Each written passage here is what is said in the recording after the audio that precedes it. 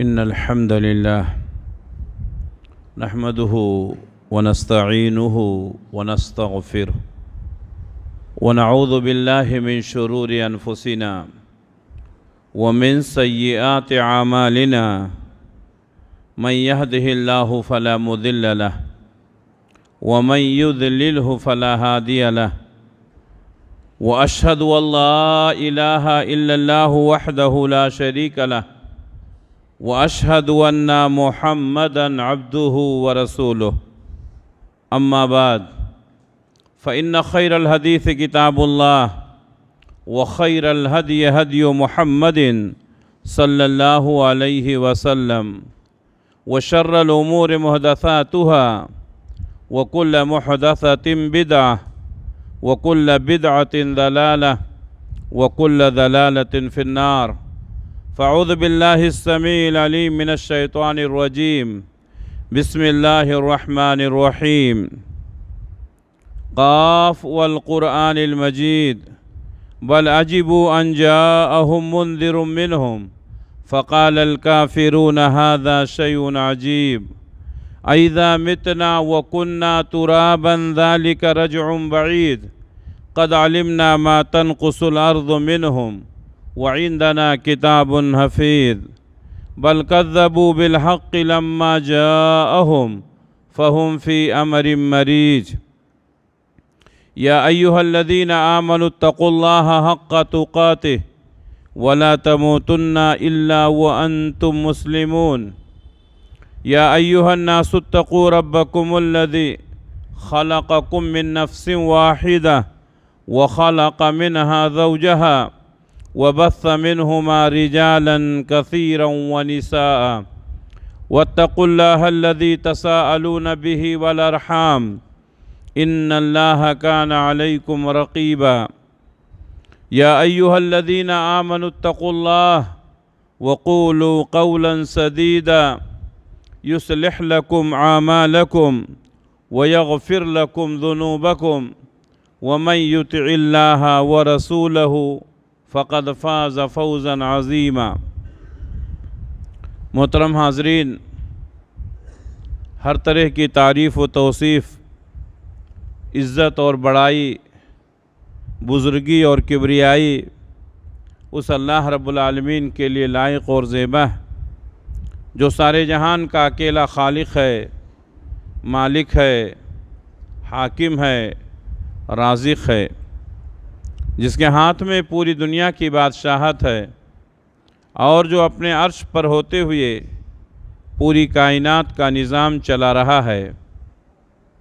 بعدہ اس کے تمام نبیوں اور رسولوں پر درود و سلام نازل ہوں، خصوصاً آخری نبی حضرت محمد مصطفیٰ صلی اللہ علیہ وسلم پر، جو آخری نبی، آخری رسول، آخری پیغمبر بنا کر اس دنیا کے لیے بھیجے گئے، جن کے بعد اب قیامت تک کوئی نبی آنے والا نہیں ہے۔ محترم حاضرین، پچھلے جمعہ کے خطبے میں میدان محشر کی ہولناکیاں اس موضوع پر بہت ساری باتیں ہوئی تھیں، اور میں نے وعدہ کیا تھا کہ یہ سلسلہ ابھی جاری رہے گا۔ محشر کی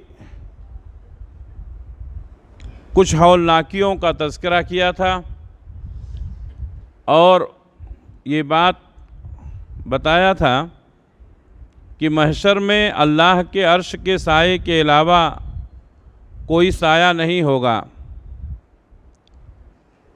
7 خوش نصیب قسم کے لوگ ہوں گے جن کو اللہ تبارک و تعالیٰ اپنے عرش کے سائے میں جگہ دے گا۔ وہ 7 خوش نصیب جن میں سے 5 کے تعلق سے بات ہو گئی تھی، انصاف کرنے والا بادشاہ جو اپنی رعایا کے درمیان کسی طرح کا کوئی بھید بھاؤ نہ کرتا ہو اور سب کے ساتھ انصاف کا معاملہ کرتا۔ اسی طریقے سے ہر وہ انسان جو اپنے ماتحتین کے درمیان انصاف سے کام لے، اللہ تعالیٰ اس کو عرش کے سائے میں جگہ دیں گے۔ دوسرا شخص وہ نوجوان جس نے اپنی جوانی اللہ کی عبادت میں گزاری ہو، زندگی کے تمام مرحلے میں اللہ کی عبادت کرنی ہے، لیکن جوانی کی عبادت اللہ کو زیادہ پسند ہے۔ اس لیے جوانی میں زیادہ سے زیادہ عبادت کر لینی چاہیے، اس لیے کہ جب انسان بڑھاپے میں پہنچ جاتا ہے تو بیماریوں کی وجہ سے، کمزوریوں کی وجہ سے، پریشانیوں کی وجہ سے بہت ساری عبادتیں کرنا چاہتا ہے پھر بھی نہیں کر پاتا۔ تو جوانی میں زیادہ سے زیادہ عبادت کر لینی چاہیے، اور جوانی کی عبادت اللہ کو بہت پسند ہے۔ تیسرا، وہ شخص جس کا دل ہمیشہ مسجد میں لگا رہتا ہے، یعنی مسجد سے محبت کرتا ہے، ایک نماز پڑھ کے نکلتا ہے تو پھر سوچتا ہے کہ کب نماز کا وقت ہو، پھر مسجد میں آئے، اللہ کی عبادت کرے، مسجدوں کو آباد کرے۔ تو ایسا شخص جس کا دل ہمیشہ مسجد میں لگا رہتا ہے، ایسے شخص کو اللہ تعالیٰ اپنے عرش کے سائے میں قیامت کے دن جگہ دے گا۔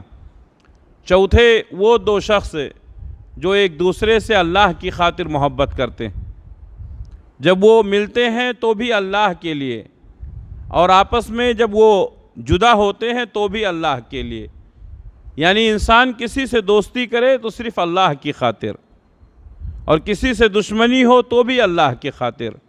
تو ایسے لوگ جو اللہ کے لیے دوستی کرتے ہیں، اللہ کے لیے دشمنی کرتے ہیں، ایسے دو لوگوں کو بھی اللہ تبارک و تعالیٰ اپنے عرش کے سائے میں جگہ دے گا۔ پانچواں، وہ شخص جس کو کسی عورت نے بدکاری کے لیے بلایا، وہ عورت حسین اور خوبصورت بھی ہو اور کسی بڑے عہدے اور منصب پر بھی قائم ہو، لیکن یہ شخص یہ کہے کہ مجھے اللہ کا خوف، مجھے اللہ کا ڈر محسوس ہوتا ہے، اللہ کے خوف سے، اللہ کے ڈر سے وہ اس سے بدکاری نہ کرے، اپنے آپ کو بدکاری سے بچائے اللہ کی خاطر، تو ایسے شخص کو بھی اللہ تبارک و تعالیٰ قیامت کے دن اپنے عرش کے سائے میں جگہ دیں گے۔ یہ 5 لوگ ہیں جن پر تفصیل سے گفتگو ہو چکی ہے۔ چھٹا، وہ شخص جس کے بارے میں نبی نے فرمایا وَرَجُلٌ تَصَدَّقَ بِصَدَقَةٍ فَأَخْفَاهَا حَتَّى لَا تَعْلَمَ شِمَالُهُ مَا تُنْفِقُ يَمِينُهُ۔ پانچواں شخص وہ ہوگا، چھٹا شخص وہ ہوگا جس نے اللہ کے راستے میں خرچ کیا، کسی کو کچھ دیا، اپنے داہنے ہاتھ سے دیا، اس قدر چھپا کر دیا کہ بائیں ہاتھ کو بھی معلوم نہیں پڑا۔ معلوم یہ ہوا کہ کسی کی مدد کریں تو خاموشی کے ساتھ کریں، دکھانا، ظاہر کرنا یہ اللہ کو پسند نہیں۔ اسلاف کی تاریخ پڑھیں تو آپ کو معلوم ہوگا کہ ہمارے اسلاف جب کسی کی مدد کرتے تھے تو بہت چھپا کر کرتے تھے، کبھی کبھی دکھا کر دینا بھی جائز اور درست ہے حالات کے اعتبار سے۔ قرآن مجید میں اللہ تبارک و تعالیٰ نے فرمایا اگر تم اپنے صدقات کو ظاہر کرو تو یہ بھی جائز اور درست ہے، لیکن اگر چھپا کر دیتے ہو تو یہ زیادہ بہتر ہے۔ تو کبھی کبھی چھپانا بہتر رہتا ہے، کبھی کبھی دکھانا بہتر رہتا، حالات کے حساب سے۔ اگر آپ کسی کی شخصی مدد کر رہے ہیں، کسی انسان کی مدد کر رہے ہیں تو چھپا کر دینا بہتر ہے۔ کیوں؟ اس لیے کہ وہ شخص جس کو آپ دے رہے ہیں اگر ظاہر کریں گے تو اس کی شخصیت مجروح ہوگی، آپ اس کی تھوڑی سی مدد کر دیں گے لیکن وہ شخص دوسروں کی نگاہ میں مجروح ہو جائے گا، لوگ اسے حقارت کی نگاہ سے دیکھیں گے اور کہیں گے کہ یہ آدمی صدقہ خیرات کھاتا ہے۔ تو ایسے لوگوں کو جب آپ کسی کو پرسنل، ذاتی، شخصی مدد کریں تو اس کو چھپا کر دینا بہتر ہے۔ اللہ کے نبی صلی اللہ علیہ وسلم فرماتے ہیں کہ قیامت کے دن میدان محشر میں انسان اپنے صدقے کے سائے میں ہوگا۔ انسان جو صدقہ کرتا ہے اللہ تبارک و تعالیٰ اس صدقے کو ایک چھتری کی طرح سے اس کے اوپر ڈال دے گا۔ اور ایک حدیث میں ہے کہ صدقہ کرنے والا اللہ تبارک و تعالیٰ کی نگاہ میں محبوب ہو جاتا ہے، اللہ اس کے گناہوں کو معاف کر دیتا۔ صدقہ انسان کا کرنا یہ اللہ کے غضب کو ٹھنڈا کر دیتا۔ تو انسان کو کوشش کرنی چاہیے کہ زیادہ سے زیادہ صدقہ خیرات کرے۔ جب آپ کسی کی مدد کریں تو چھپا کر کریں تاکہ دوسرے کو، کسی کو معلوم نہ ہو اور سامنے والی کی شخصیت مجروح نہ ہو۔ ہمارے اسلاف جو چھپا کر صدقہ کرتے تھے، اللہ کے نبی صلی اللہ علیہ وسلم نے ایک مثال بیان کی ہے کہ پہلے زمانے میں ایک شخص تھا، اس نے اشرفیوں کی ایک تھیلی لی، اشرفی سونے کی ہوتی ہے، سونے سے بھری ہوئی ایک تھیلی لی اور رات کے اندھیرے میں نکلا۔ کبھی کبھی ہم پڑھتے ہیں تو احساس ہوتا ہے کہ اسلاف جو صدقہ خیرات کرتے تھے اکثر رات میں کرتے تھے۔ پھر رات میں کیوں کرتے تھے؟ دن میں بھی کیا جا سکتا ہے، لیکن رات میں کرنے کی حکمت یہ تھی کہ رات کے اندھیرے میں کسی دوسرے کو معلوم نہ ہو۔ ہمارے بہت سارے اسلاف کے واقعات میں نے پڑھا ہے، وہ کسی کی مدد کرنا چاہتے تھے تو مدد کا سامان لے کر کے اس کے دروازے پر پہنچتے تھے اور دروازے پر رکھ دیتے تھے اور دروازے پر دستک دے کر کے چلے جاتے تھے۔ باہر نکلتا تھا آدمی، دیکھتا تھا کہ اس کے سامنے، اس کے دروازے کے سامنے سامان رکھا ہوا ہے۔ آج ہیں ایسے لوگ؟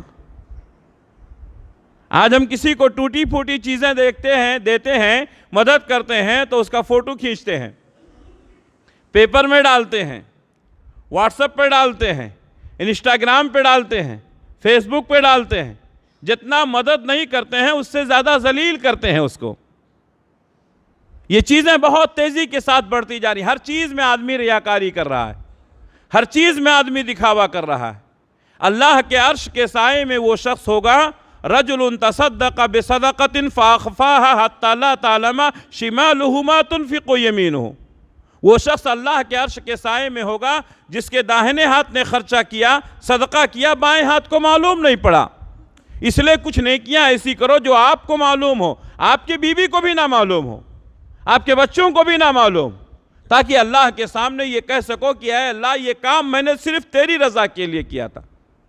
تو وہ شخص اشرفیوں کی تھیلیاں لے کر نکلا، باہر دیکھا کہ ایک شخص ٹہل رہا ہے اور اس نے اشرفی کی تھیلی اس کے ہاتھ میں دے دی، آ کے سو گیا۔ صبح کو اٹھا تو کسی نے کہا کہ آج چور کو اشرفیوں کی تھیلی مل گئی ہے۔ یہ آدمی بہت پریشان ہوا، کہا اے اللہ میں نے تو کسی چور کو دینے کا ارادہ نہیں کیا تھا، میں سوچا تھا کسی غریب آدمی کو، مستحق آدمی کو دے دوں، میری نادانی کی وجہ سے میرے اشرفیوں کی تھیلی ایک چور کے ہاتھ میں چلی گئی۔ کتنا نیک تھا، دوسرے دن پھر ایک تھیلی لیا، اس میں اشرفیاں بھری، لے کر کے باہر نکلا، دیکھا کہ ایک عورت ٹہل رہی ہے، اس عورت کو اس نے اشرفیوں کی تھیلی دے دی، آ کے سو گیا۔ صبح کو معلوم ہوا کہ کسی بدکار عورت کو ایک اشرفیوں کی تھیلی مل گئی ہے۔ یہ شخص بہت پریشان ہوا، اے اللہ میں کسی بدکار عورت کو نہیں دینا چاہتا تھا، میری نادانی کی وجہ سے اشرفیوں کی تھیلی ایک بدکار عورت کے پاس چلی گئی۔ کتنا نیک تھا، تیسرے دن پھر ایک تھیلی لیا، اس میں اشرفیاں بھری، لے کر کے باہر نکلا، دیکھا کہ ایک شخص ٹہل رہا ہے، اس کے ہاتھ میں اشرفیوں کی تھیلی دے دی۔ صبح کو معلوم ہوا کہ ایک مالدار کو اشرفیوں کی تھیلی مل گئی ہے۔ ایک تھیلی چور کے پاس چلی گئی، ایک تھیلی بدکار عورت کے پاس چلی گئی، ایک تھیلی مالدار کے پاس چلی گئی۔ یہ آدمی بہت پریشان ہوا، میری 3 اشرفیوں سے بھری ہوئی تھیلیاں غیر مستحق لوگوں کے پاس پہنچ گئیں۔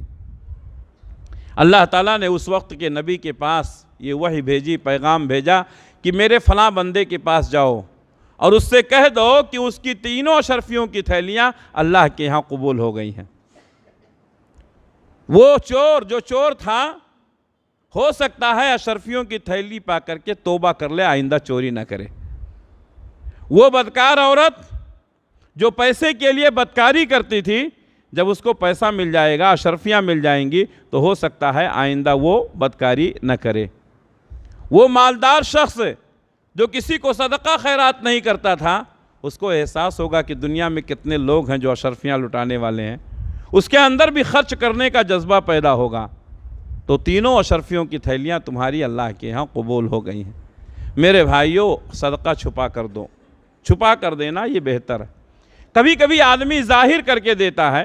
اللہ کے نبی صلی اللہ علیہ وسلم کی بعض صحابہ تھے، کبھی کبھی کہیں پر مسجد کی تعمیر ہو رہی ہے، کہیں پر مدرسے کی ضرورت ہے، آدمی اعلان کیا ہے کہ مسجد کا تعمیری کام چل رہا ہے، تمام لوگ بڑھ چڑھ کے حصہ لیں۔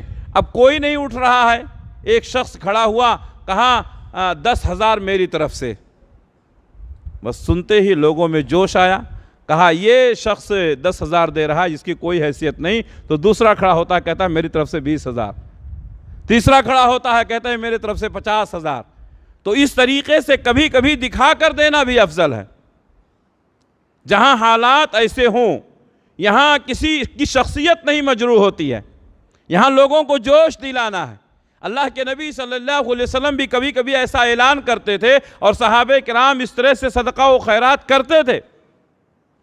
اللہ کے نبی صلی اللہ علیہ وسلم منبر پر بیٹھے، آپ نے اعلان کیا کہ لوگوں، یہودی کا جو کنواں ہے بیر روما، اس کو خریدنا ہے، تم زیادہ سے زیادہ پیسے جمع کرو، زیادہ سے زیادہ مال اکٹھا کرو۔ حضرت عثمان غنی رضی اللہ تعالیٰ عنہ کھڑے ہوئے، کہا اللہ کے رسول کیا ضرورت ہے صدقہ کرنے کی، پیسہ وصولنے کی؟ کیا ضرورت ہے لوگوں سے مال لینے کی؟ اکیلا عثمان خریدے گا؟ اللہ اکبر۔ کبھی کبھی ایسے حالات ہوتے ہیں۔ جنگ تبوک کے موقع پر اللہ کے نبی صلی اللہ علیہ وسلم نے اعلان کیا کہ دنیا کی سب سے بڑی طاقت سے مقابلہ ہے، لہٰذا تم لوگ مال اکٹھا کرو۔ بہت سارے صحابہ نے اپنی اپنی حیثیت کے مطابق مال اکٹھا کیا۔ وہاں پر دکھانا ضروری تھا تاکہ لوگوں کو جوش آئے۔ حضرت عمر بن خطاب رضی اللہ تعالیٰ عنہ کہتے ہیں کہ اس وقت میرے پاس بہت مال تھا، اور میں نے سوچا کہ میں کبھی ابو بکر سے آگے نہیں نکلا ہوں، آج موقع ہے ابو بکر سے آگے نکل جاؤں گا۔ کہتے ہیں جتنا مال تھا میرے پاس میں نے 2 حصے کیے، ایک حصہ نبی کی خدمت میں لے کر گیا، ایک حصہ گھر میں رکھا۔ اللہ کے نبی صلی اللہ علیہ وسلم نے دیکھا تو خوش ہو گئے، کہا عمر یہ تو بہت زیادہ مال لے کر آئے۔ کہا حضور میرے گھر میں جو بھی تھا میں نے اس کے 2 حصے کیے، ایک حصہ آپ کی خدمت ہے، ایک حصہ گھر میں ہے۔ تھوڑی دیر میں حضرت ابوبکر صدیق رضی اللہ تعالیٰ عنہ آ رہے ہیں، وہ بھی پورا مال لے کر آ رہے ہیں۔ ہمارے نبی نے پوچھا کہ ابوبکر تم کیا لائے ہو؟ کہا حضور جو گھر میں تھا سب لے آیا ہوں، جو گھر میں تھا سب لے آیا ہوں۔ تو کبھی کبھی ایسا دکھا کر دینا بھی جائز اور درست ہے۔ ہمارے اسلاف حالات کے حساب سے کرتے تھے۔ بہرحال اس حدیث میں جو بتایا گیا ہے وَرَجُلٌ تَصَدَّقَ بِصَدَقَةٍ فَأَخْفَاهَا حَتَّى لَا تَعْلَمَ شِمَالُهُ مَا تُنْفِقُ يَمِينُهُ۔ اللہ تعالیٰ اس شخص کو اپنے عرش کے سائے میں جگہ دے گا جس نے اپنے داہنے ہاتھ سے خرچ کیا، بائیں ہاتھ کو معلوم نہیں پڑا کہ اس کے داہنے ہاتھ نے کیا خرچہ کیا ہے۔ تو آپ کسی شخص کی مدد کر رہے ہیں تو اس کی شخصیت کو مجروح نہ ہونے دیں، چھپا کر دیں، اس کی عزت بھی باقی رہے اور آپ کا صدقہ بھی ہو جائے، یہ بہتر طریقہ ہے۔ اسی طریقے سے 7واں شخص وَرَجُلٌ ذَكَرَ اللَّهَ خَالِيًا فَفَاضَتْ عَيْنَاهُ، 7واں شخص جس کو اللہ تبارک و تعالیٰ اپنے عرش کے سائے میں جگہ دے گا، جس نے تنہائی میں اللہ کو یاد کیا، فَفَاضَتْ عَيْنَاهُ، اور اس کی آنکھیں اشکبار ہو گئیں۔ اللہ کا خوف، آپ مجلس میں ہیں، اللہ کے گھر میں ہیں، اتنی بڑی تعداد میں ہیں، خطبہ ہو رہا ہے، جمعہ کا دن ہے، باتیں سن کر کے، قرآن و حدیث کی بات سن کر کے ایموشنل ہو جانا، رونگٹے کھڑے ہو جانا، آنکھوں سے آنسو نکلنا، یہ الگ ہے، یہ بھی اللہ کا خوف ہے، اس کی بھی اہمیت ہے۔ لیکن تنہائی میں رونا، جب ساری دنیا سو رہی ہو، تنہائی میں اللہ کو یاد کرنا، اس کا مطلب آپ کے دل میں اللہ کا خوف بہت زیادہ ہے۔ ہو سکتا ہے مجلس میں روئیں تو آپ کے دل میں یہ بات آئے کہ کوئی دیکھ رہا ہے، لیکن جب تنہائی میں روتے ہیں، رات کے اندھیرے میں، تہجد کی نماز میں آپ روتے ہیں تو اس وقت کوئی دیکھنے والا نہیں ہوتا۔ ہمارے اسلاف کا طریقہ تھا، تہجد کی نماز میں اللہ کے سامنے روتے تھے، گڑ گڑاتے تھے، سجدے میں پڑے رہتے تھے، آنکھوں سے آنسو بہاتے تھے، اللہ سے دعائیں کرتے تھے، توبہ اور استغفار کرتے تھے۔ رات کے اندھیرے میں تنہائی میں رونا اللہ کو بہت پسند ہے۔ اللہ تبارک و تعالیٰ اس شخص کو اپنے عرش کے سائے میں جگہ دے گا۔ وَرَجُلٌ ذَكَرَ اللَّهَ خَالِيًا فَفَاضَتْ عَيْنَاهُ، جس نے تنہائی میں اللہ کو یاد کیا اور اس کی آنکھیں اشکبار ہو گئیں۔ تنہائی میں رویا کرو، تنہائی میں اللہ کو یاد کیا کرو، رات کے اندھیرے میں اٹھ کر کے اللہ کے سامنے ہاتھ پھیلایا کرو۔ اللہ کے نبی صلی اللہ علیہ وسلم فرماتے ہیں کہ اللہ تبارک و تعالیٰ دن میں اپنا ہاتھ پھیلاتا ہے تاکہ رات میں گناہ کرنے والا توبہ کر لے۔ اللہ تعالیٰ رات میں اپنے ہاتھ پھیلاتا ہے تاکہ دن میں گناہ کرنے والا توبہ کر لے۔ رات کی تنہائی میں رونا، رات کی تنہائی میں عبادت کرنا، رات کی تنہائی میں اللہ کا ذکر کرنا، رات کی تنہائی میں توبہ کرنا، یہ اللہ کو بہت پسند ہے اور یہ ہر ایک کو نصیب نہیں ہوتا ہے۔ کتنے لوگ ایسے ہیں جو رات میں اللہ کو یاد ہی نہیں کرتے ہیں، ذکر ہی نہیں کرتے ہیں، وَرَجُلٌ ذَكَرَ اللَّهَ خَالِيًا فَفَاضَتْ عَيْنَاهُ، وہ شخص جس نے تنہائی میں اللہ کو یاد کیا اور اس کی آنکھیں اشکبار ہو گئیں۔ اللہ کو یاد کرنا تنہائی میں یہ اللہ کو بہت پسند ہے۔ کبھی کبھی انسان آج تنہائی کا معاملہ کیا ہے، انسان جب اکیلے ہوتا ہے تو گناہوں میں زیادہ پڑتا ہے۔ یہ موبائل یہ شیطان کی شکل میں ہمارے پاس جو آ گیا ہے، ہمارے نوجوان تنہائی میں رہتے ہیں تو اپنی تنہائی کو دور کرنے کے لیے ان کے ہاتھ میں کوئی کتاب نہیں ہوتی ہے، ان کے ہاتھ میں قرآن نہیں ہوتا ہے، ان کے ہاتھ میں کسی عالم کی لکھی ہوئی یا کسی مقرر کی کوئی تقریر وہ نہیں سنتے ہیں۔ وہ کیا کرتے ہیں؟ اپنی موبائل کو کھولتے ہیں، کیا کیا دیکھتے ہیں۔ چھوٹے چھوٹے بچے جو ابھی شعور کو نہیں پہنچے ہیں وہ موبائل میں پورا دن موبائل میں بزی رہتے ہیں۔ رات میں بھی تنہائی میں کوئی بہترین ساتھی مل گیا ہے۔ اکثر لوگ موبائل کا غلط استعمال کرتے ہیں، موبائل میں گندی گندی چیزیں دیکھتے ہیں، گندی گندی باتیں سنتے ہیں۔ میرے بھائیوں، ہر چیز کے دو پہلو ہوتے ہیں۔ موبائل بنانے والے نے فائدے کے لیے بنایا، اب یہ آپ کے اختیار میں ہے آپ اس سے کیا استعمال کرتے ہیں۔ اگر آپ اس سے اچھی چیزیں حاصل کریں گے تو یہ آپ کو اچھی چیزیں دے گی۔ آپ موبائل اٹھائیں، اس میں سرچ کریں، آپ جس عالم کی تقریر سننا چاہتے ہیں آپ کو مل جائے گا۔ حرمین کے ائمہ میں سے کس کی قرأت آپ سننا چاہتے ہیں آپ کو مل جائے گا۔ بڑے بڑے علماء کی تقریریں آپ سننا چاہتے ہیں آپ کو مل جائے گا۔ آپ سننا نہیں چاہتے ہیں، آپ پڑھنا چاہتے ہیں، آپ سرچ کریں، آپ کو بخاری ملے گا، مسلم ملے گا، حدیث کی ساری کتابیں ملیں گی، تفسیر کی کتابیں ملیں گی، علماء کرام کی لکھی ہوئی کتابیں ملیں گی، سیرت پر بہترین کتابیں ملیں گی۔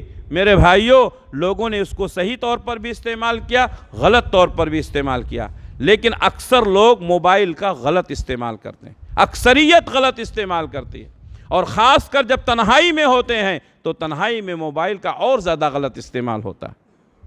میرے بھائیوں، تنہائی میں اللہ کو یاد کرنا اور اپنی آنکھوں کو اشکبار کرنا یہ اللہ کو بہت پسند ہے۔ اللہ تبارک و تعالیٰ ایسے لوگوں کو قیامت کے دن اپنے عرش کے سائے میں جگہ دیں گے۔ یہ 7 قسم کے لوگ جو بیان کیے گئے ہیں، ہماری مائیں، بہنیں، خواتین بھی ہمارے درمیان موجود ہیں اور بڑی تعداد میں ہیں۔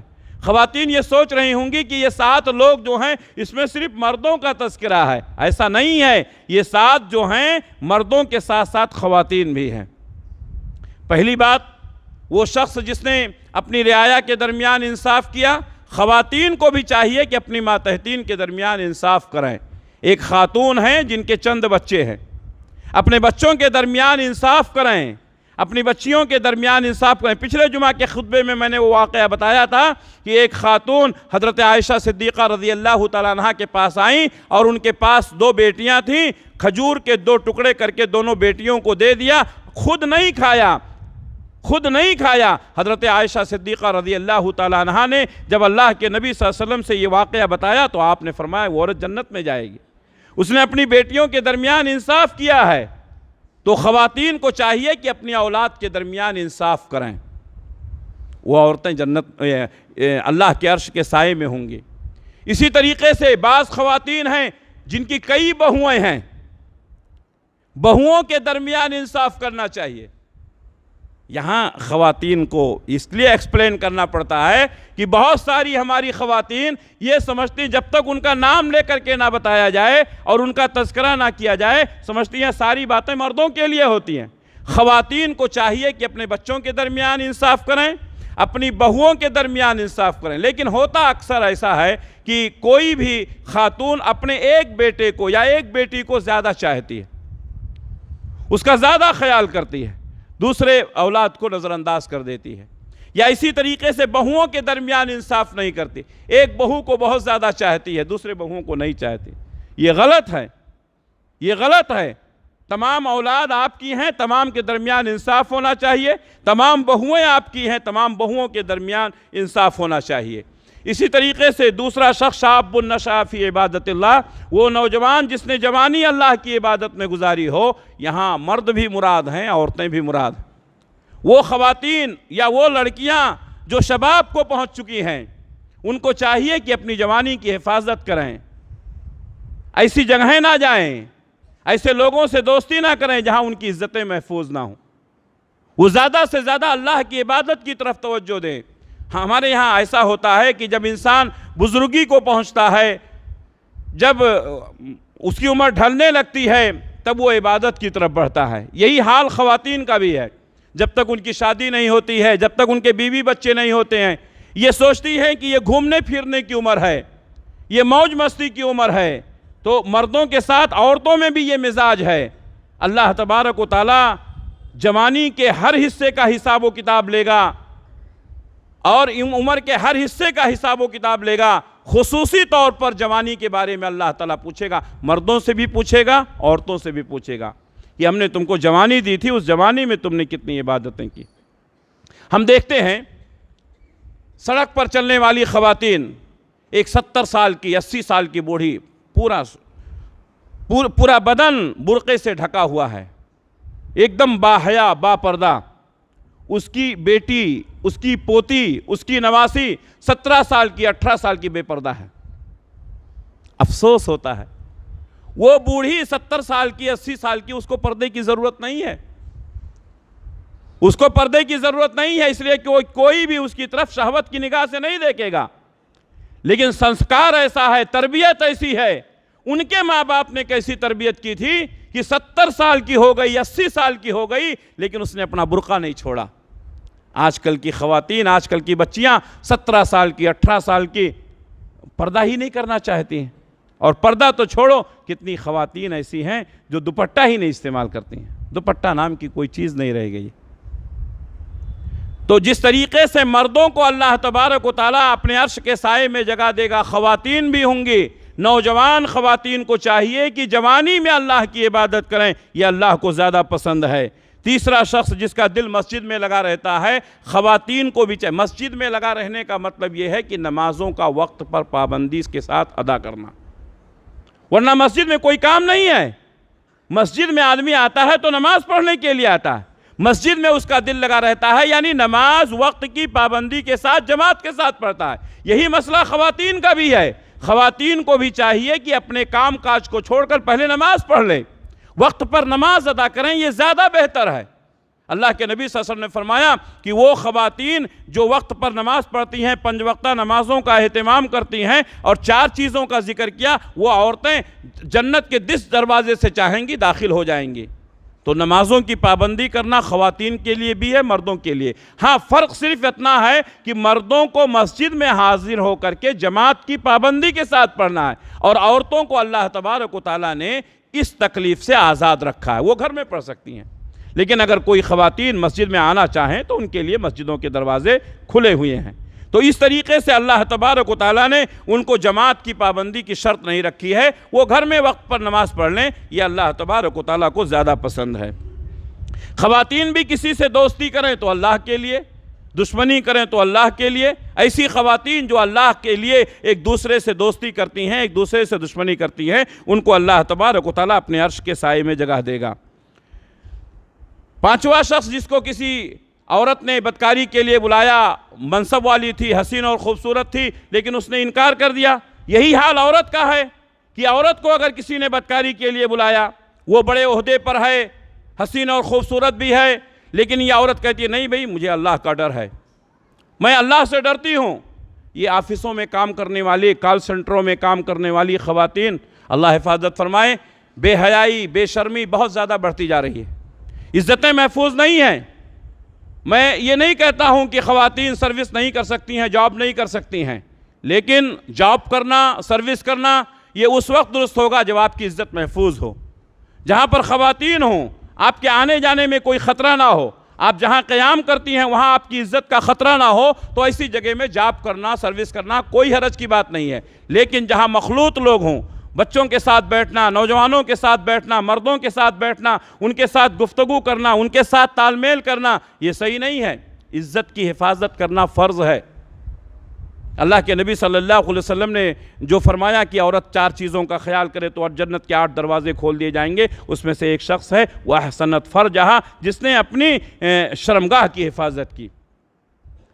کتنی خواتین ایسی ہیں جو پیسے کی لالچ میں. ایک بات یاد رکھیں کہ جو پیسے کے لیے کام کرتے ہیں، جو لوگ جن کو دل میں پیسے کی محبت بہت زیادہ، آج جو خواتین سروس کر رہی ہیں یا جاب کر رہی ہیں وہ پیسے سے بہت محبت کرتی ہیں۔ ہونا تو یہ چاہیے کہ ہمارے شوہر کی جو بھی آمدنی ہے ہم اسی میں گزر بسر کر لیں گے، ہم اسی میں اپنا گزارا کر لیں گے، موٹا جھوٹا پہن لیں گے، روکھا پھیکا کھا لیں گے، لیکن نہیں، زمانے کے ساتھ چلنے کے لیے، اپنے اسٹیٹس کو ہائی کرنے کے لیے، اپنی سہیلیوں کے درمیان اپنا امپریشن جمانے کے لیے زیادہ سے زیادہ پیسے کمانے کی کوشش کرتی ہے، اور شوہر کے پیسے پر اس کا گزارا نہیں ہوتا، یہ خود کام کرتی ہے۔ اس کے کئی نقصانات ہیں۔ پہلا نقصان تو یہ ہے کہ اس کی عزت محفوظ نہیں رہتی ہے، غیر مردوں کے ساتھ بیٹھتی ہے۔ دوسرا نقصان سب سے بڑا یہ ہے کہ جب عورت خود کمانے لگتی ہے تو اپنے مرد کی عزت کرنا بھول جاتی ہے۔ اور آج یہ تو طلاق خلا کے واقعات جو ہو رہے ہیں نا، اس کا سب سے بڑا سبب یہ ہے کہ عورت خود مختار ہو گئی ہے، خود کمانے لگی ہے، خود اس کے پاس پیسے ہیں، اس لیے وہ کہتی ہے میں شوہر کی محتاج نہیں ہوں۔ تو یہ گڑبڑیاں ہیں جس کی وجہ سے، اور جب پیسے کا محتاج ہو جاتی ہے تو لوگ اس کی عزت کا فائدہ اٹھانے لگتے ہیں، اس کی کمزوری کا فائدہ اٹھانے لگتے ہیں، چند پیسے دے کر کے اس کی عزتوں کو نیلام کرتے ہیں۔ اور آپ دیکھیں گے کہ عورتیں کس قدر بدنام ہوئی ہیں، معمولی چاکلیٹ کے لیے، چھوٹی چھوٹی چیزوں کے لیے، پرچار کے لیے عورتیں کس طرح برہنہ ہو کر کے پرچار کر رہی ہیں، کس طرح ننگا ہو کر کے پرچار کر رہی ہیں، آپ دیکھ رہے ہیں۔ تو اس طریقے سے مردوں کے ساتھ عورتیں بھی ہیں، ان کو بھی اپنی عزت کی حفاظت کرنی چاہیے۔ کتنا بھی پیسہ مل رہا ہو اور بلانے والا کتنا بھی بڑا آدمی ہو، لیکن ان کو کہہ دینا چاہیے کہ نہیں بھائی، میں اللہ سے ڈرنے والی ہوں، میں مسلمان ہوں، میں اپنی عزتوں کو نیلام نہیں کر سکتی ہوں۔ تو اس طریقے سے ایسی خواتین جو اپنی عزت کی حفاظت کریں گی، اللہ تبارک و تعالیٰ ان کو اپنے عرش کے سائے میں جگہ دے گا۔ اسی طریقے سے جس طریقے سے چھٹا شخص جس نے صدقہ خیرات کیا، اللہ تعالیٰ اس کو اپنے عرش کے سائے میں جگہ دے گا۔ خواتین کو بھی چاہیے کہ زیادہ سے زیادہ صدقہ خیرات کریں۔ میں اکثر یہ بات کہتا رہتا ہوں، بہت ساری خواتین سمجھتی ہیں کہ پیسے تو مردوں کے پاس رہتے ہیں، جبکہ یہ غلط ہے۔ کبھی کبھی ایسا ہوتا ہے ہمارے جیب میں ایک پیسے بھی نہیں ہوتے، ہمارے جیب میں ایک پیسے بھی نہیں ہوتے ہیں۔ ایسا آپ کے ساتھ بھی ہوتا ہوگا، ہر ایک کے ساتھ ہوتا ہے، لیکن خواتین ہمیشہ مالدار رہتی ہیں، ان کے پاس مال رہتا ہے، ان کے پاس سونا رہتا ہے، ان کے پاس چاندی رہتی ہے، ان کے پاس بہت مال رہتا ہے، لیکن وہ اپنے آپ کو غریب سمجھتی ہیں۔ ہزاروں لاکھوں روپے کی ملکیت ہوتی ہے ان کے پاس، لیکن خواتین سمجھتی ہیں کہ ہم غریب ہیں۔ نہیں، خواتین کو اللہ تعالیٰ نے بہت مضبوط بنایا۔ خواتین کو چاہیے کہ مردوں کے ساتھ وہ بھی صدقہ کریں، اور اگر ان کے پاس پیسے نہیں ہیں تو ہماری ذمہ داریاں ہیں۔ ابھی ہم نماز کے لیے، جمعہ کے لیے نکل رہے تھے، ہم نے سوچا ہوگا مسجد میں جا رہے ہیں، بہت سارے لوگ ہفتے میں ایک دن آتے ہیں، دوسری مسجدوں میں رہتے ہیں، تو آپ نے سوچا ہوگا نا کہ مسجد کی جھولی میں کچھ ڈالنا ہے، جمعہ کا دن ہے، کچھ صدقہ خیرات کرنا ہے، سوچا ہوگا نہیں؟ تو جس طریقے سے ہم اپنے لیے یہ پلان بنا کے آتے ہیں کہ آج کسی غریب کی مدد کرنی ہے، آج مسجد کی جھولی میں ڈالنا ہے، ہمیں چاہیے کہ ہم گھر سے نکلتے وقت اپنی بیویوں کے ہاتھ میں بھی پیسے دیں، کیونکہ وہ بھی مسجد میں آ رہی ہیں، وہ بھی صدقہ خیرات کرنا چاہتی ہیں۔ اپنے بچوں کے ہاتھ میں دیں، ان سے بھی صدقہ خیرات کروائیں۔ تو اس طریقے سے مزاج بنانا چاہیے کہ مردوں کے ساتھ ساتھ خواتین بھی زیادہ سے زیادہ صدقہ خیرات کریں۔ عام طور پر خواتین یہ سمجھتی ہیں کہ صدقہ خیرات کرنا، بانٹنا، لوگوں میں تقسیم کرنا یہ مردوں کا کام ہے۔ یہ بات غلط ہے۔ اسلاف کی تاریخ پڑھیں، صحابیات نے اور اس طریقے سے ہماری اسلاف کی عورتوں نے اللہ کے راستے میں اتنا خرچ کیا کہ اگر ان کی مثالیں دوں تو میرے بھائیوں وقت ناکافی ہوگا۔ اتنی خرچ کی ہیں۔ صرف ایک مثال دیتا ہوں میں آپ کو۔ سب کو معلوم ہے اللہ کے نبی صلی اللہ علیہ وسلم عیدین کے موقع پر، عید الفطر اور عید الاضحیٰ کے موقع پر جب مردوں سے خطاب کر لیتے تھے تو عورتوں سے خطاب کرتے تھے۔ عورتوں سے خطاب کرتے وقت آپ فرماتے تھے، اے عورتوں صدقہ کرو، میں نے دیکھا ہے جہنم میں تمہاری تعداد بہت زیادہ ہے۔ ایک خاتون اٹھی اور کہا کہ اے اللہ کے رسول، جہنم میں ہماری تعداد زیادہ کیوں ہے؟ تو کہا تم شوہروں کی ناشکری کرتی ہو، تم شوہروں کی نافرمانی کرتی ہو، اس لیے جہنم میں تمہاری تعداد زیادہ ہے، لہٰذا تم زیادہ سے زیادہ صدقہ خیرات کرو۔ حضرت بلال کہتے ہیں کہ نبی نے اعلان کیا زیادہ سے زیادہ صدقہ خیرات کرو، ہم نے اپنی جھولی پھیلائی اور خواتین نے ہماری جھولی میں اپنے سونے کے زیورات ڈال دیے۔ کسی نے گلے کا ہار ڈالا، کسی نے ہاتھ کے کنگن ڈالے، کسی نے کان کی بالی ڈالی، اس قدر ڈالا خواتین نے اپنے زیورات کو کہ ہم نے جو کپڑا پھیلایا تھا وہ زیورات سے بھر گیا۔ وہ غریبی کا دور تھا، وہ مفلسی کا دور تھا، صبح کو کھاتے تھے تو شام کا انتظام نہیں رہتا تھا، شام کو کھاتے تھے تو صبح کا انتظام نہیں رہتا تھا، لیکن اس وقت کی خواتین نے اللہ کے راستے میں اپنے زیورات دے کر کے اللہ تبارک و تعالیٰ کو خوش کرنا چاہا۔ آج یہ ترقی کا دور ہے، آج یہ مال اور دولت کا دور ہے، آج ہمارے گھروں میں اللہ تبارک و تعالیٰ نے کتنی خوشحالیاں دی ہیں، لیکن آج کبھی مسجد کی جھولی میں ہار آتا ہے، کبھی کنگن آتے ہیں، کیوں؟ اس لیے کہ خواتین اپنے مال سے بہت محبت کرنے لگی ہیں، اپنے مال سے بہت محبت کرنے لگی ہیں۔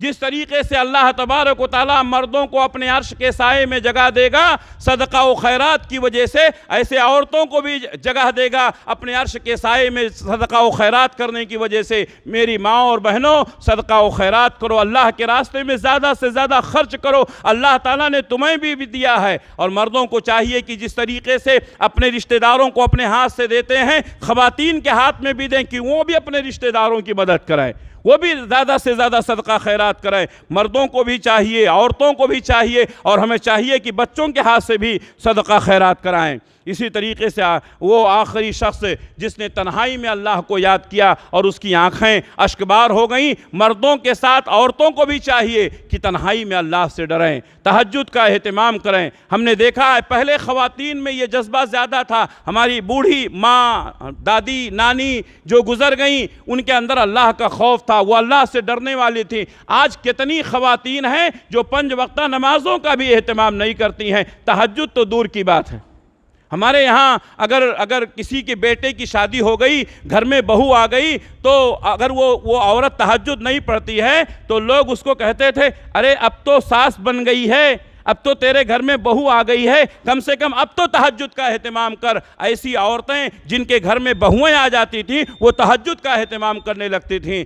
آج نہ بوڑھی عورتوں کو فکر ہے، نہ جوانوں کو فکر ہے۔ میری ماں اور بہنوں، تہجد کا اہتمام کرو، اللہ کے سامنے رو، اللہ کے سامنے گر گراؤ۔ یہ دنیا کی چند روزہ زندگی، یہ دنیا کی رنگینیاں، یہ انسان کو کوئی فائدہ نہیں پہنچانے والی ہیں۔ ہمارے ساتھ ہمارا عمل جائے گا، اس لیے زیادہ سے زیادہ اللہ کو یاد کریں، تنہائی میں اٹھ کر کے اللہ کے سامنے روئیں، گڑگڑائیں۔ اگر نماز نہیں پڑھ سکتی ہیں کم سے کم دعائیں کریں، اللہ کے سامنے ہاتھ پھیلائیں۔ اللہ تبارک و تعالیٰ رات میں رونے والوں کو، رات میں ہاتھ پھیلانے والوں کو اللہ معاف کرتا ہے۔ اللہ کے نبی صلی اللہ علیہ وسلم تہجد کا اہتمام کرتے تھے، آپ کے پاؤں میں ورم آ جاتا تھا۔ حضرت عائشہ کہتی ہیں، اے اللہ کے رسول، اللہ نے آپ کے تمام گناہوں کو معاف کر دیا ہے، آپ کو اس قدر پریشان ہونے کی کیا ضرورت ہے؟ تو آپ کہتے تھے، کیا میں اللہ کا شکر گزار بندہ نہ بنوں؟ میرے بھائیوں، حضرت زینب کے تعلق سے آتا ہے، اللہ کے نبی صلی اللہ علیہ وسلم نے دیکھا کہ مسجد نبوی میں ایک رسی دونوں کھمبوں کے درمیان بندھی ہوئی ہے۔ آپ نے پوچھا کہ یہ رسی کس نے باندھا ہے؟ کہا یہ زینب کی رسی ہے۔ کہا کیوں باندھا گیا ہے؟ کہا رات میں وہ عبادت بہت کرتی ہیں، رات میں عبادت بہت کرتی ہیں، جب تھک جاتی ہیں تو رسی پر ٹیک لگا کر عبادت کرتی ہیں۔ کتنا شوق رہا ہوگا حضرت زینب کو عبادت کرنے کا۔ اللہ کے نبی نے فرمایا، یہ رسی کھول دو اور زینب سے کہو جب تک وہ ہوش میں رہیں اور جب تک ان کا جسم ساتھ دے تب تک عبادت کریں، اور جب نیند کا غلبہ ہو اور جب تھکان محسوس ہو تو جا کر سو جائیں۔ میرے بھائیوں، مردوں کے ساتھ ساتھ عورتوں کو بھی عبادت میں دلچسپی لینی چاہیے، صدقہ خیرات زیادہ سے زیادہ کرنا چاہیے۔ اللہ سے دعا ہے کہ اللہ رب العالمین ہم تمام لوگوں کو اپنے عرش کے سائے میں قیامت کے دن، جب اللہ کے عرش کے سائے کے علاوہ کوئی سایہ نہیں ہوگا، اللہ تعالی ہم سب کو اپنے عرش کے سائے میں جگہ نصیب فرمائے۔ اللہ تعالی ہم سب کو دین و دنیا کی بھلائی نصیب فرمائے، دنیا اور آخرت میں کامیابی نصیب فرمائے۔ اللہ ہم سب کو سچا پکا مسلمان بنائے، جب تک دنیا میں رکھے اسلام پر قائم رکھے، خاتمہ ہو تو ایمان بالخیر پر ہو۔ ربنا تقبل منا انک انت السمیع العلیم وتب علینا انک انت التواب الرحیم برحمتک یا ارحم الراحمین، آمین۔